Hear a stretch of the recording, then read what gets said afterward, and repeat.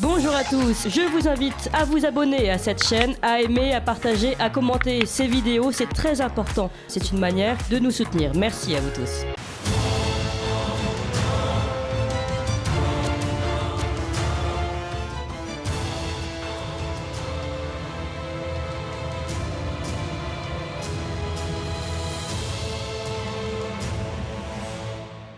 Bonjour Richard de Sèze. Bonjour Corentin. Alors vous nous présentez aujourd'hui 2 livres, Au pays des merveilles, Trésor de l'animation japonaise de Nathalie Bittinger aux éditions Ebec. Lebec, et puis Le peintre oublié aux éditions Futuropolis. Alors vous voulez commencer par quoi? On va Richard commencer par le pays des merveilles, donc trésor de l'animation japonaise. Nathalie Bittinger, ou Bittinger, je ne sais pas comment on dit, est une agrégée de lettres modernes, donc c'est quelqu'un qui sait lire, et en même temps elle est maître de conférences d'études cinématographiques. Donc elle a une passion pour le cinéma, et précisément le cinéma oriental. Elle a signé des articles sur Wong Kar-wai, enfin même des livres, et sur le cinéma chinois.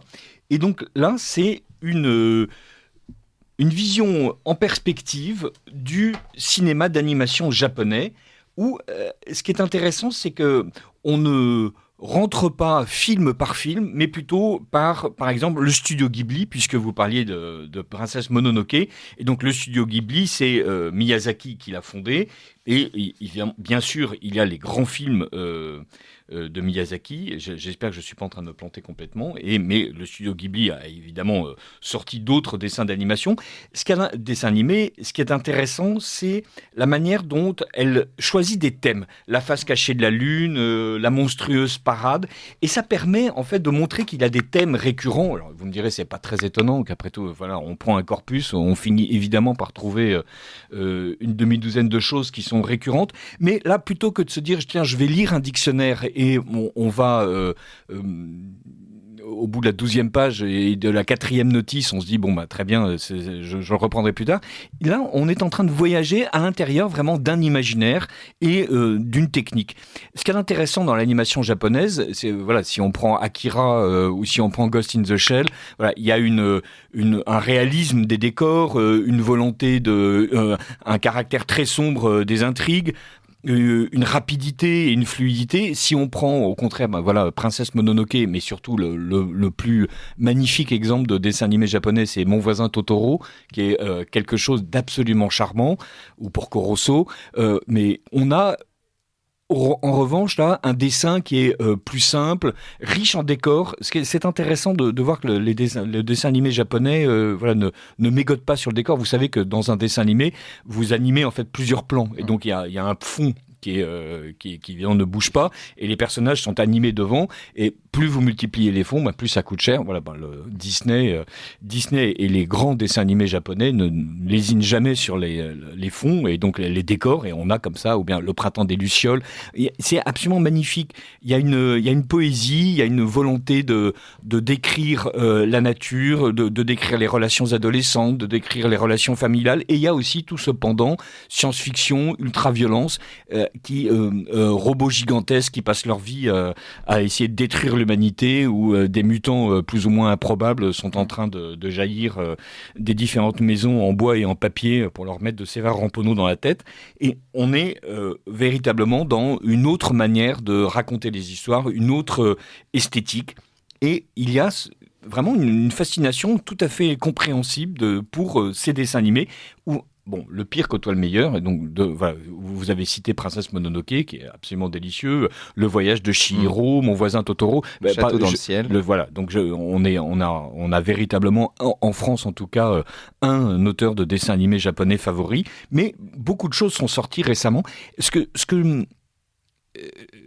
qui est absolument surprenant, c'est la manière dont le temps se développe. C'est-à-dire, certaines plages sont étirées à l'infini, exactement d'ailleurs comme dans certaines bandes dessinées japonaises, où ce qui prendrait 2 cases dans une BD normale pour parler de la manière dont le héros se lève et se verse une tasse de café, là prend 18 pages. Et bien là, on passe 10 minutes où il se passe rien, sinon quelqu'un qui est assis en train de regarder les nuages couler dans le ciel. Et à d'autres moments, au contraire, accélération brutale de l'histoire. Et donc, c'est véritablement un rythme auquel on n'est pas habitué. Je trouve que Nathalie Bittinger, avec cette manière fragmentée et thématique de nous faire rentrer dans les trésors de l'animation japonaise réussit à nous faire saisir l'intérêt de la chose et avec une iconographie très riche, parfois avec des reproductions dont la qualité n'est pas absolument excellente, mais en tout cas on comprend vraiment la diversité des styles et la diversité des approches. Donc ça c'est au pays des merveilles, trésor de l'animation japonaise aux éditions Obec. Et on en reparlera parce que je vous demanderai si c'est de droite ou de gauche. Mais avant ça, on va évidemment parler de cette BD, Le peintre oublié d'Oscar Zarat aux éditions Futuropolis. Alors, c'est un énorme bouquin qui fait, je ne sais pas, 300 pages ou presque. 384, voilà. Donc c'est 400 pages ou presque.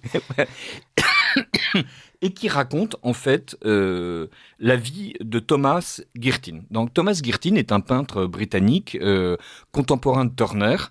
Et sa vie, c'est 1775-1802. Autrement dit, voilà, il est mort à 27 ans. Il a eu le temps de se marier.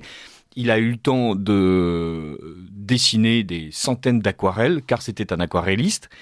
Il a eu le temps d'imaginer une espèce de panorama de Londres à 360 degrés, ce qui était un truc qu'on aimait bien au 18e et au 19e, où donc on rentrait dans des salles circulaires avec des panneaux de plusieurs mètres de haut, évidemment longs de dizaines de mètres, et c'était un spectacle en soi. Donc ça a été un échec, évidemment. Il en a profité pour mourir. Il était asthmatique, il a dû mourir de la tuberculose, un truc dans ce goût-là.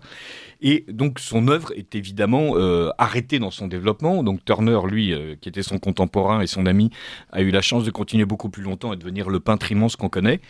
Thomas Girtin, lui, donc Arrested Development, comme on dirait dans une série. On se retrouve avec donc ce peintre, dont quelques aquarelles sont reproduites dans ce gros album, mais l'histoire qui nous est racontée, c'est sans doute la vie de Thomas Girtin, avec d'ailleurs des pages qui sont dessinées dans un ton gris sépia et qui sont comme des voyages dans le temps. Mais c'est la manière dont 3 personnages participent à un cours de dessin du soir et on va peu à peu découvrir leurs histoires. Donc c'est une bande dessinée qui est une manière de roman choral ambitieux avec donc une jeune femme qui n'est plus si jeune et qui peint.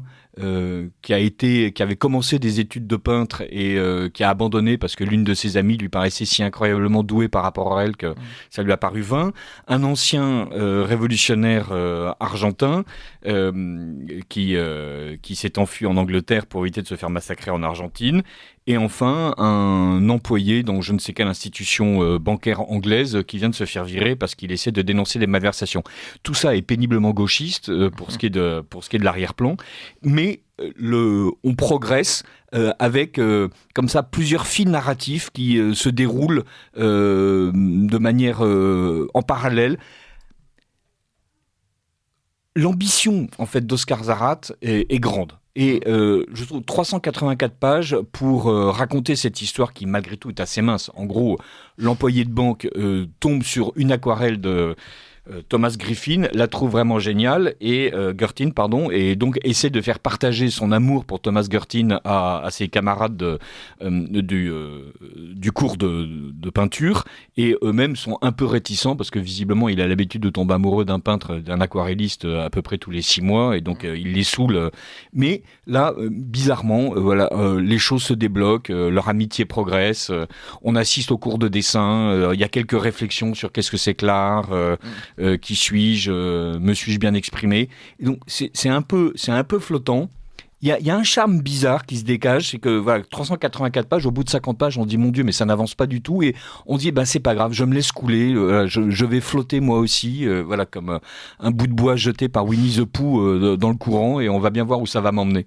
Voilà. Et c'est intéressant. Voilà, je peux pas dire que ce soit la meilleure des bandes dessinées que j'ai jamais lues, mais il y a une espèce de volonté, exactement comme dans le cinéma japonais, d'être lent, de prendre son temps, et cette lenteur a des mérites. Le dessin de Zarat n'est pas mauvais, il a une science honnête du découpage de la page, mais voilà, tentez le coup. Voilà. Alors le peintre oublié d'Oscar Zarat aux éditions Futuropolis, et puis Au pays des merveilles, trésor de l'animation japonaise. Alors je voulais vous parler de l'animation japonaise, je ne sais pas si vous connaissez, notamment c'est les quibs. Vous savez ce que c'est un quib? Non, je ne sais pas ce que Alors c'est un qu'un quib, c'est un jeune français, par exemple, un jeune européen qui est absolument fanatique, on va dire, du monde japonais, de l'idéologie japonaise. Alors moi, j'ai découvert ça que récemment, et alors je me suis demandé, est-ce que c'est un gauchisme finalement d'aimer une autre civilisation autant que la sienne? Alors, on va parler de la japonaise, pas d'une manière générale, on va dire. C'est une déviation en tout cas, parce que je veux dire, il n'y a pas de le fait de si le quib, ce sont ces gens qui du coup passent leur vie dans les conventions déguisés en héros japonais, c'est ceux-là même. voilà, et qui vous parlent avec des trémolos dans la voix de Full Metal Alchemist en expliquant que voilà, ça surpasse nettement Shakespeare et Cervantes. Oui, c'est vraiment c'est un gauchisme.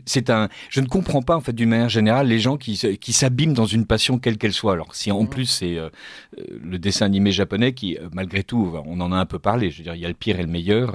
Oui, c'est beau, mais c'est une autre philosophie, une autre manière de voir le monde, un autre rapport même aux animaux. Les Japonais sont comme tous les insulaires, ils sont quand même à moitié fous. Je veux dire, entre l'animisme latent, la violence permanente dans les rapports sociaux, mais quand bien même ils sont extrêmement policés, et cette manière exaspérante qu'ont tous les insulaires de considérer que l'art du thé est quelque chose qui est à peu près l'équivalent de la chapelle Sixtine, parce que quelqu'un en 1802 a pensé à rajouter une feuille par rapport à la dose qui avait été prévue en 1563 dans je ne sais quel traité du thé, et donc on a l'impression que les gars nous en parlent pendant 18 heures en expliquant c'est une révolution culturelle. Enfin voilà, on se dit non, ça c'est pas normal.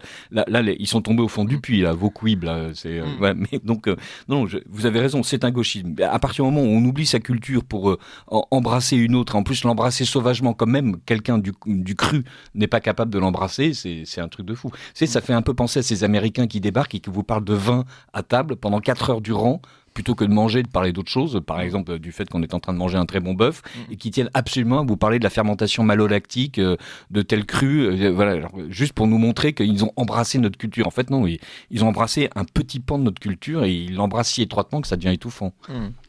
Merci beaucoup. Mort au quib. Et puis on vous invite quand même à lire Au pays des merveilles, trésor de l'animation japonaise, parce qu'il y a véritablement des trésors, mais à consommer avec modération. Voilà, comme tout. Mais voilà, virtus latine medio. Merci beaucoup Richard de Sèze. On rappelle, vous êtes notre partenaire Valeurs Actuelles et vous êtes auteur du livre Le rond de serviette est-il de droite? On attend le deuxième avec impatience. Merci Corentin. Merci à vous.